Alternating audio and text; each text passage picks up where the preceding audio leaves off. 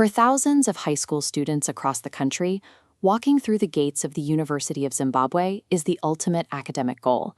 It represents the pinnacle of local higher education. There is a widespread belief that the admissions process is a simple, straightforward equation. You study hard, you score 14 or 15 points at A-level, and you automatically secure your spot in an elite program like medicine or law. But the mathematics of admission tell a different story. UZ receives a massive volume of highly qualified applications every year. The funnel narrows down aggressively, reducing thousands of hopefuls to a highly concentrated pool of 15-point achievers. And that concentrated pool hits the hidden filters at the bottom of the funnel: severe capacity limits, mandatory psychometric testing, and rigorous interview panels knock out the vast majority of candidates who look perfect on paper. Perfect academic scores simply put you at the starting line. Relying strictly on grades without a targeted application strategy carries significant risk.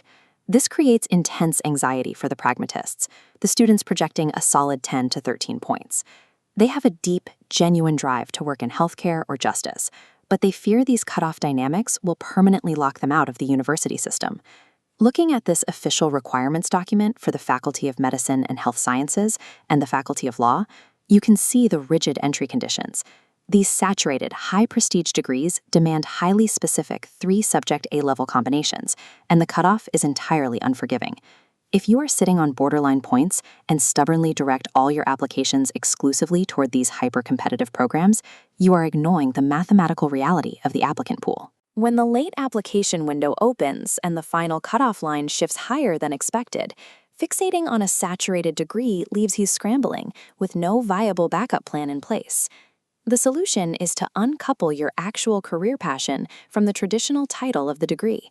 We can map this out using an alignment framework. This compares your personal interest against the heavily saturated 15-point prestige degrees and maps them to 10 to 12-point strategic alternatives that deliver the exact same practical impact.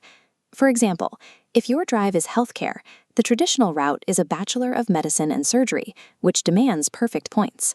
But look at physiotherapy or occupational therapy. You trade the traditional societal title of doctor, but you secure a much lower academic entry barrier, enter a significantly less saturated job market, and still work directly with patients every single day. The same logic applies to STEM. If you check the Faculty of Engineering and the built environment here, degrees like civil and electrical engineering have their own specific requirements, but they serve as brilliant pivots for students who want to build critical infrastructure without fighting the congestion of other tech fields. Sacrificing a traditional societal title for a strategic alternative is how you guarantee your university entry while fully satisfying your actual career passion. This strategy is equally vital for students coming from an arts background who want to drive community advocacy and systemic justice. This document shows the entry for the BSc Honors in Social Work. It's a highly meaningful alternative that requires O-level maths alongside arts A-levels, bypassing the need for pure sciences. But choosing this path means accepting severe structural realities. Students in these programs face intense competition for limited fieldwork placements, often operating in severely under-resourced agencies where they are sometimes supervised by non-specialists due to brain drain.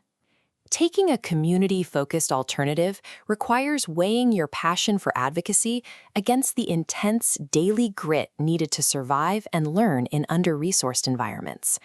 Now, suppose you are one of the top-tier candidates. You secured your 15 points, you applied for the prestige program, and you received the callback. This Faculty of Medicine and Health Sciences chart shows the paper requirements for the Bachelor of Pharmacy honors degree. But meeting these requirements only qualifies you to face the mandatory psychometric testing phase. These tests are not checking your ability to memorize chemistry formulas. They are designed to measure your real-time stress tolerance, your baseline medical intuition, and your empathetic temperament. You are placed under intense cognitive overload. You must process information rapidly, make immediate judgment calls, and prove you have the psychological endurance for healthcare. Pure book smarts and a strict math and physics background will not save a candidate who freezes under pressure or lacks empathy. Your perfect A-level grades earned you the right to enter the room. Emotional intelligence and adaptability are what keep you there. The final hurdle for these elite programs is the in-person panel interview. It is intimidating, highly subjective, and the place where most technically qualified applicants fail. Surviving the panel comes down to the difference between a standard answer and a highly strategic response. If a panel asks why you want to be there, saying, "I want to help people," fails to impress. They hear that from hundreds of identical candidates. You have to understand the institution's core mandate. UZ operates under the Education 5.0 model, which is a national directive pushing for innovation, industrialization, and practical problem solving. You win the interview by building a golden thread answer. You connect your past passion, your current academic skills, and tie them directly to Education 5.0 and the nation's 2030 infrastructure goals. When you abandon safe, generic answers and demonstrate how your personal goals align with UZ's national mandate, you stop looking like a standard student and start looking like a long-term national asset.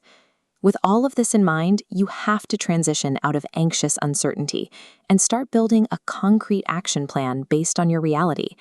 Let's run your situation through an admissions logic flow. Are you realistically projecting 14 to 15 points? If yes, your immediate action shifts away from the textbooks. You need to start practicing timed aptitude tests and drafting your interview narrative. If you are projecting 10 to 13 points, your immediate action is to stop mourning the loss of a prestige degree.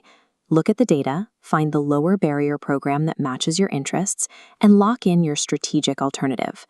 A point-based strategy replaces the paralysis of waiting for results with actionable, confident preparation.